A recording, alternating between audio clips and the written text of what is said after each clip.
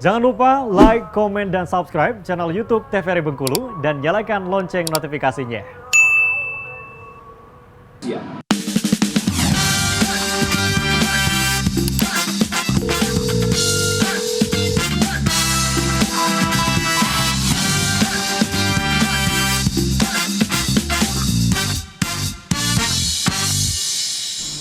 Oke, baik pemirsa, terima kasih Anda masih menyaksikan Dokter Kito, dan kita hari ini temanya mengenai gangguan kecemasan. Sudah tadi dijelaskan oleh Dokter Lizda, masih ingin dilanjutkan Dokter? Oke, kita lanjutkan ya. Boleh kita buka kembali slide-nya. Oke, ini tadi sudah paham ya tentang gangguan kecemasan dan juga bedanya dengan cemas biasa. Boleh next slide?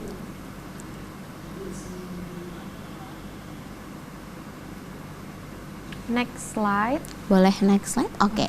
Nah, sekarang kita masuk ke gejalanya gitu ya. Tadi sepintas kita udah paham nih bahwa ada dua yang akan kena. Ada gejala somatik dan juga ada gejala psikis.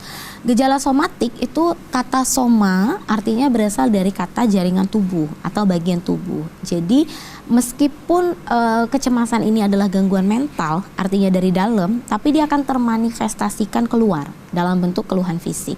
Apa saja nih yang mungkin? Keringatnya berlebih. Ini yang seperti orang bilang, aku keringat dingin loh, gitu ya. Padahal sebenarnya nggak ada gitu yang harusnya bikin keringat keluar gitu. Tapi karena suatu aktivitas saraf gitu ya, akhirnya muncullah refleks berupa keringat yang berlebihan. Kemudian ada hiperventilasi, misalnya tadi kayak terasa sesak nafas.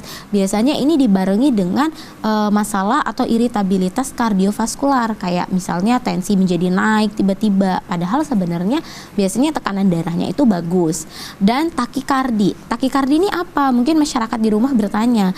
Takikardi ini yaitu tadi berdegup atau detak jantungnya itu berdetaknya lebih cepat gitu. Jadi duk. Biasanya kita gitu ya kalau cemas ya gitu. Nah, itu memang benar karena itu adalah sebuah gejala somatik. Kemudian akan ada bisa juga gejala disfungsi genitourinaria. Ini juga sering nih, biasanya masyarakat bilang pengen pipis. Sering ya denger ya. Aduh, baru 10 menit misalnya ya gitu tampil misalnya. Kemudian udah pengen pipis lagi nih gitu. Karena memang dia lebih sensitif gitu. Atau selain dari sering buang air kecil bisa juga diikuti dengan sering buang air besar misalnya gitu, dan macam-macam.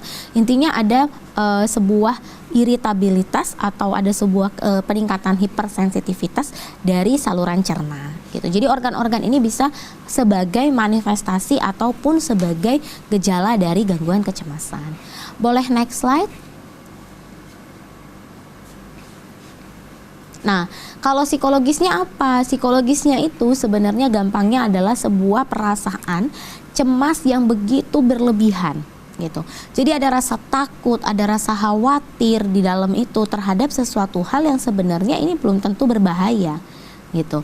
Disertai dengan apa? Misalnya ada masalah di mood gitu ya, menjadi lebih irritable mungkin. Irritable tuh artinya dia lebih sensitif gitu. Jadi mudah up and down atau cepat marah deh gampangnya gitu ya. Jadi lebih sensitif atau lebih cepat marah atau bahkan mudah sedih gitu. Intinya dia akan mengenai masalah mood. Mood itu mungkin kalau teman-teman atau masyarakat di rumah udah nonton yang episode kemarin juga, mood itu kan alam perasaan kita ya gitu, dari dalam yang akan mempengaruhi seorang individu itu menilai lingkungan sekitarnya gitu. Jadi mood itu biasanya akan tampak atau bisa kita ketahui ketika kita bertanya bagaimana suasana perasaan kamu gitu, atau boleh kita nilai tapi dari afek itu dari apa yang tampak gitu ya. Kemudian apalagi nih, misalnya masalah perasaan sensitif terhadap suara gitu ya, sulit berkonsentrasi karena kecemasan tadi gitu ya, dan lain sebagainya gitu. Boleh next slide? Nah, ini ya. Jadi dari mana sih sebenarnya penyebabnya atau datangnya gangguan kecemasan? Mungkin itu jadi pertanyaan. Jadi sebenarnya ada banyak faktor biasanya yang mempengaruhi munculnya gangguan kecemasan. Faktor internal dari dalam gitu ya. Misalnya ini bisa juga berkaitan dengan tipe kepribadian seseorang gitu ya. Karena setiap orang itu kan punya punya tipe kepribadian tertentu. Ada yang tipe kepribadiannya itu memang rentan untuk mengalami gangguan cemas gitu. Sama dengan di episode sebelumnya juga yang pada gangguan depresi gitu ya. Kalau kita ulas sedikit, itu kan ada kepribadian tertentu. Misal nih aku kasih contoh, tipe kepribadiannya tuh yang perfeksionis. Jadi apa-apa tuh harus sempurna. Iya, betul sekali. Sementara kita rasanya mencapai kesempurnaan itu sulit gitu ya. Dan itu akan menjadi sebuah stresor dalam pikiran si individu ini gitu. Jadi ketika dia mau tampil misalnya ya dalam sebuah pertunjukan atau dalam sebuah perlombaan, dia punya kepribadian menuntut dirinya harus perfect, sempurna gitu. Nah ini kan bisa menjadi sebuah stresor yang lebih berat, yang kemudian bisa memunculkan gangguan kecemasan. Mungkin pada internal ditambahi lagi dengan faktor apa? Dengan faktor biologis, misalnya genetik. Memang di garis keturunan keluarga ada riwayat gangguan mental atau gangguan jiwa gitu. Kemudian ada faktor apa lagi? Faktor eksternal misalnya dari luar gitu ya. Kalau ini adalah biasanya ketika kita menghadapi sebuah ancaman gitu ya. Jadi di lingkungan kita ada sesuatu yang kita rasa itu mengancam diri kita, keselamatan diri kita, atau di lingkungan luar itu ada sesuatu yang memang kita takuti, maka dia akan memunculkan reaksi kecemasan gitu. Kemudian ada faktor-faktor medis, ini biasanya berkaitan dengan apakah individu ini mengalami penyakit kronis yang udah menahun gitu ya, minum obat udah lama, udah hampir bosan misalnya, ini sebuah stresor juga gitu ya. Jadi dari faktor kesehatan atau faktor mental kondisi, jadi kondisi mental dari individu ini biasanya berkaitan erat dengan yang namanya support system gitu ya, artinya dukungan. Nanti mungkin akan lebih jelasnya oleh Dokter Putri. Oke, berarti gitu. ini sangat sangkut paut dengan rasa trauma juga ya, Dokter? Bisa, karena nanti kita juga akan bahas macam-macamnya gitu. Boleh next slide? Ini tadi sudah ya intinya ya. Jadi ada dari faktor internal, bisa dari faktor tipe kepribadian, biologis, atau suasana emosi yang ditekan, artinya memang dia tidak mengungkapkan sesuatu yang terpendam gitu ya di alam bawah sadar. Ini sebenarnya kurang baik gitu. Artinya memang ketika kita merasa ada yang terganggu, sebaiknya memang kita menyampaikan. Jangan gitu. kebanyakan dipendam ya. Iya, betul sekali. Bisa mengakibatkan muncul ya itu. sesuatu emosi yang ditekan di alam bawah sadar ya. Kemudian dari faktor lingkungan. Boleh next slide? Ini juga sama ya intinya ya. Jadi dalam bentuk medis misalnya dia memang mengalami penyakit kronis, ini sebenarnya pada pasien-pasien yang punya penyakit yang menahun itu butuh pendampingan psikologis sebenarnya. Betul. Juga.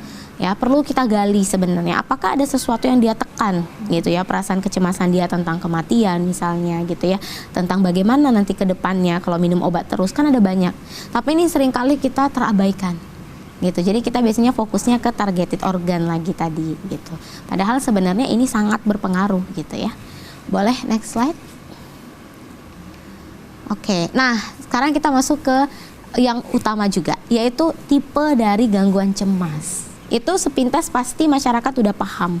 Nah, kemudian tipe yang mana nih gitu? Ternyata ada banyak. Ada banyak tipenya. Iya, ya, ada banyak tipe dari gangguan cemas gitu ya.